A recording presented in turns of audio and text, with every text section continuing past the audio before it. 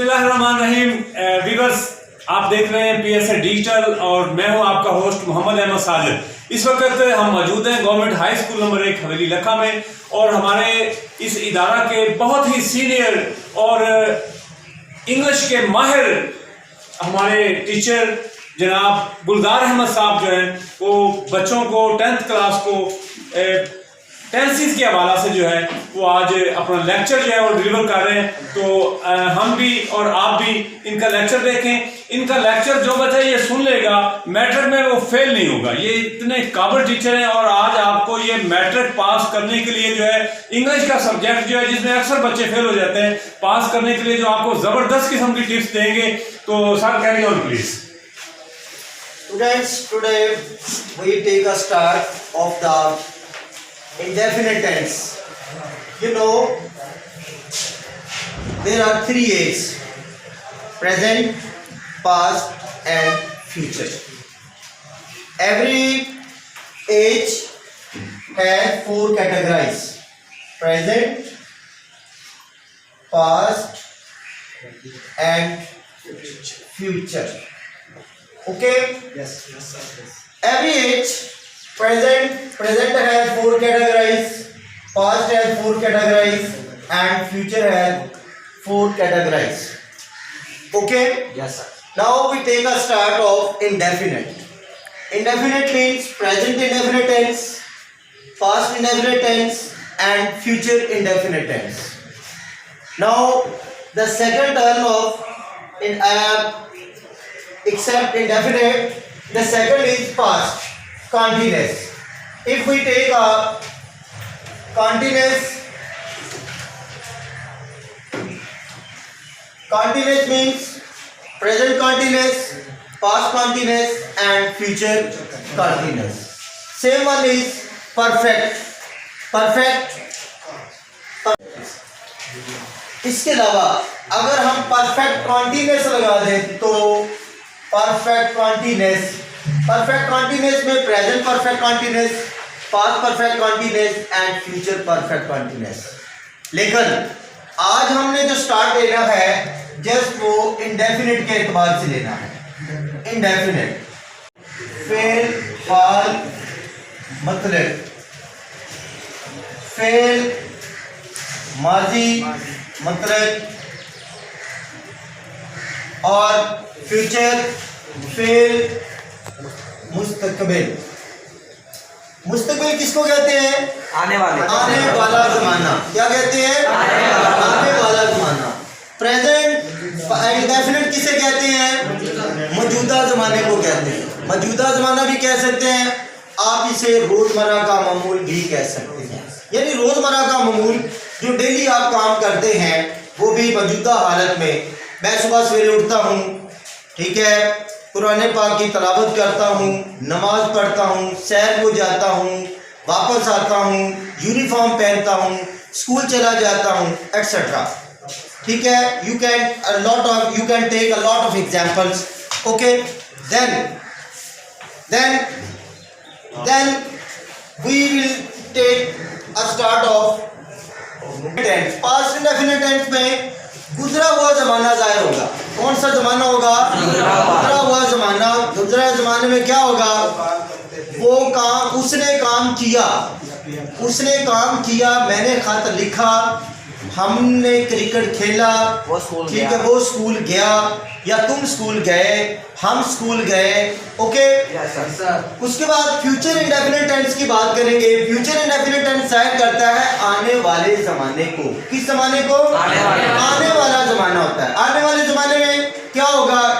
यानी गा में आए, आपने गा गी गे देखना है। गा गी गे, उर्दू, थोड़ा सा उर्दू को भी आप ले लें, उर्दू से हेल्प लें थोड़ी सी, ठीक है, फिर आपको समझ आ जाएगी। मैं खत लिखूं गा, तुम स्कूल जाओ ए, हम सबक पढ़े ए। ओके हो गया? अब हम बनाएंगे इसका वो आता है सब्जेक्ट का जो भी स्टार्ट होना है वो होना है सब्जेक्ट से। सब्जेक्ट के बाद आता है वर्ब का। ओके हो गया? सबसे पहले सब्जेक्ट के बाद वर्ब के बाद ऑब्जेक्ट। अब आपने क्या देखना है, यानी कि इंडेफिनिट हम कर रहे हैं, प्रेजेंट इंडेफिनिट टेंस में, इंडेफिनिट टेंस में कौन सी होगी, second form of the verb. Future में होगा शैल and will, shell and will, शैल और विल लगाएंगे आप, यानी सब्जेक्ट के बाद शैल विल आएगा, शैल विल के बाद first form of the verb, इसमें भी वर्ब की पहली फॉर्म आएगी, उसके बाद ऑब्जेक्ट लगाना आपने। Is it clear? Yes sir. अब दो टेंसेस की बात हो रही है, प्रेजेंट इंडेफिनिट टेंस की और पास्ट इंडेफिनिट टेंस भी। इसमें no helping verb will be use, कोई हेल्पिंग वर्ब इसमें इस्तेमाल नहीं होना है। हेल्पिंग वर्ब कौन से होते हैं, is and are, was were, have had, shall, will, can, could, may, might, should, would, ये हेल्पिंग वर्ब होते हैं। अब इस पे हेल्पिंग वर्ब कोई भी नहीं आना है। ये किन टेंसेस की बात हो रही है, जस्ट दो की, कौन कौन से, प्रेजेंट इंडेफिनिट और पास्ट।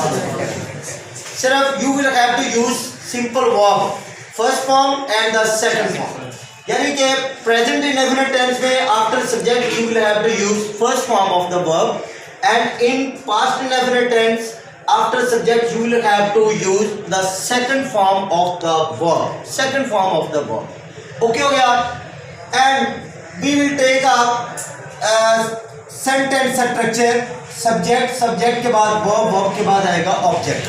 अब हमने फिक्रा बनाना है, देख रहे हैं फिक्रा, देखते हैं। हम किताब पढ़ते हैं, ये किस टेंस का फिक्रा है, अब एक थोड़ा सा उर्दू से हेल्प ले लेते हैं। प्रेजेंट इंडेफिनिट टेंस में इसमें आना है ता है, ती है और ते है। इसमें आप ले लेते हैं पास्ट इंडेफिनिट में, यानी कि उर्दू फिक्रे के आखिर में अलिफ आएगा, छोटी ये आएगी, बड़ी ये आएगी, या था भी आ सकता है, थी भी आ सकती है और थे भी आ सकता है। ओके हो गया? अब हमने इसमें जो है वो आएगा गा, गी और गे। ओके हो गया? अब हमने फिक्रा लिया है प्रेजेंट इंडेफिनिट टेंस का, हम किताब पढ़ते हैं। ओके, हम पहले उर्दू स्ट्रक्चर देख लेते हैं। उर्दू में ये सब्जेक्ट आ गया, किताब इसमें ऑब्जेक्ट आ गया, और पढ़ते हैं इसमें क्या है वर्ब। ये उर्दू के एतबार से हम कर रहे हैं, लेकिन इंग्लिश में थोड़ा सा इसका चेंज है। उर्दू में पहले सब्जेक्ट और ऑब्जेक्ट आता है, देन वर्ब आता है। इंग्लिश में क्या है, सबसे पहले सब्जेक्ट आएगा, सब्जेक्ट के बाद क्या आना है, वर्ब आएगा, वर्ब के बाद क्या आएगा, ऑब्जेक्ट आएगा। अब हमने देखना है, अब हम इंग्लिश स्ट्रक्चर ले रहे हैं। पहले हम सब्जेक्ट लिखेंगे, इंग्लिश स्ट्रक्चर क्या होगा, सब्जेक्ट प्लस वर्ब प्लस क्या आएगा, ऑब्जेक्ट। अब सब्जेक्ट क्या है इसमें, हम क्या होगा, वी। वर्ब क्या है इसमें, पढ़ना, we read a book, we read a book. We क्या है इसमें, सब्जेक्ट, रीड क्या है इसमें, वर्ब, आ बुक क्या है इसमें, object. You can see the structure of sentence that subject आया है, सब्जेक्ट के बाद क्या हमने लगाया, वर्ब, वर्ब के बाद क्या है, ऑब्जेक्ट। सेम वन हम ले लेते हैं, इसी फिक्रे को हम पास्ट में कन्वर्ट कर लेते हैं। पास्ट में हम कैसे लिखेंगे, हमने किताब पढ़ी, असल ये पास्ट का ले लेते हैं, हमने किताब पढ़ी। इसको कैसे चेंज करेंगे, हमने वी रीड, रेड रीड ही होगा, ये सेम फॉर्म में आएगी। जैसे इसको पढ़ने में थोड़ा सा चेंज है, we read read, sorry read red read, इसमें read we read a book, form वही है, लेकिन इसको पढ़ने में रीड रेड रीड होता है, फॉर्म में सेम वन है। ठीक है, अब हम इसी को थोड़ा सा चेंज कर लेते हैं, यानी कि फ्यूचर इंडेफिनिट टेंस में हम किताब पढ़ेंगे, हम किताब पढ़ेंगे। वी के बाद शैल आएगा, we shall read a book. You can see that the तीनों सेंटेंसेस को आप देख सकते हैं। हम देख सकते हैं कि हमने पहले एक ही किस्म का फिक्रा लिया है, हम किताब पढ़ते हैं, इसको हमने किया है कन्वर्ट प्रेजेंट इंडेफिनिट टेंस में। दूसरे को हमने लिया है पास्ट इंडेफिनिट टेंस में, हमने किताब पढ़ी, हम किताब पढ़ेंगे। अब देख सकते हैं सेंटेंस स्ट्रक्चर देख सकते हैं हमारा सेम है, सिर्फ यानी कि फ्यूचर इंडेफिनिट टेंस में हमने हेल्पिंग वर्ब का इस्तेमाल किया है शैल और विल। बाकी में हमने सिर्फ वर्ब चेंज करना है। प्रेजेंट इंडेफिनिट टेंस में वर्ब की पहली फॉर्म लगाएंगे और पास्ट इंडेफिनिट टेंस में आप वर्ब की सेकंड फॉर्म लगाएंगे, और फ्यूचर इंडेफिनिट टेंस में भी वर्ब की फर्स्ट फॉर्म ही लगनी है, लेकिन आपको साथ हेल्पिंग वर्ब का इस्तेमाल करना पड़ेगा। ओके हो गया। अब हम एक लॉन्ग सेंटेंस लेते हैं, एक लॉन्ग सेंटेंस लेना है, हमने देखते हैं उसको हमने इसके साथ मदद करनी है। ये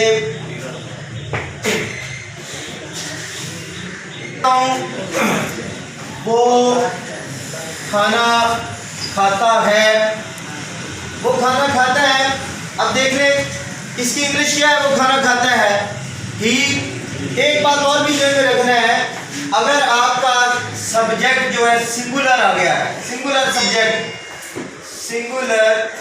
सब्जेक्ट अगर आपका है ही और शी या कुछ सिंगुलर नेम, कोई नाम आ जाए, कुछ सिंगुलर नेम आ जाए, तो उसके साथ आपको वर्ब के साथ एस या ई एस लगाना पड़ेगा। सब फर्स्ट फॉर्म प्लस एस और ई एस आपको इजाफा करना पड़ेगा। बेटा समझ आ रही है? तो वर्ब के साथ आपको एस या ई एस लगाना पड़ेगा। यू कैन टेक सब्जेक्ट ही है, he is a singular subject है, सिंगुलर सब्जेक्ट ही आएगा। ही के बाद आपने वर्ब लगाना है, खाता है ही, ईट सिंगल फॉर्म जो है वो इसकी है ईट, लेकिन हमारा सब्जेक्ट यहाँ पे क्या है, सिंगुलर सब्जेक्ट है। सिंगुलर सब्जेक्ट के साथ हमने पढ़ा है एस या ई एस भी लगाना है, वो हम ही ईट्स करेंगे, ही ईट्स फूड। अब फिक्रे को हम थोड़ा सा लॉन्ग करते जाएंगे, हम इसके साथ कॉम्प्लीमेंट का इजाफा कर देते हैं। यहाँ पे लेकर आएंगे कॉम्प्लीमेंट। कॉम्प्लीमेंट में क्या आएंगी चीजें देख लेते हैं। वो रोजाना खाना खाता है,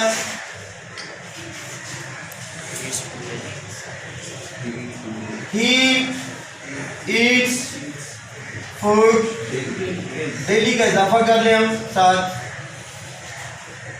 ओके हो गया। वो he eat food daily, yes. वो रोजाना सुबह सवेरे उठता है। What's the translation of the sentence? He gets up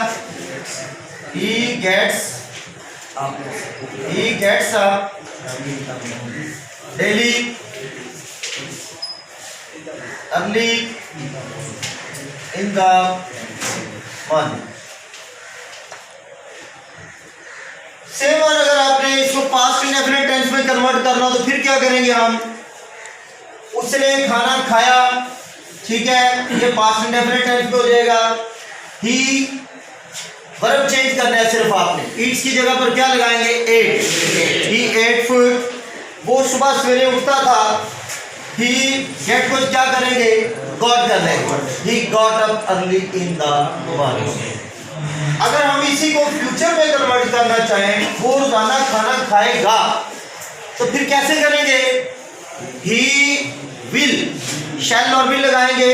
he will eat food daily, वो सुबह सवेरे उठता था, तो फिर कैसे करेंगे, सॉरी वो सुबह सवेरे उठेगा, फिर कैसे करेंगे, he will get up early in the morning.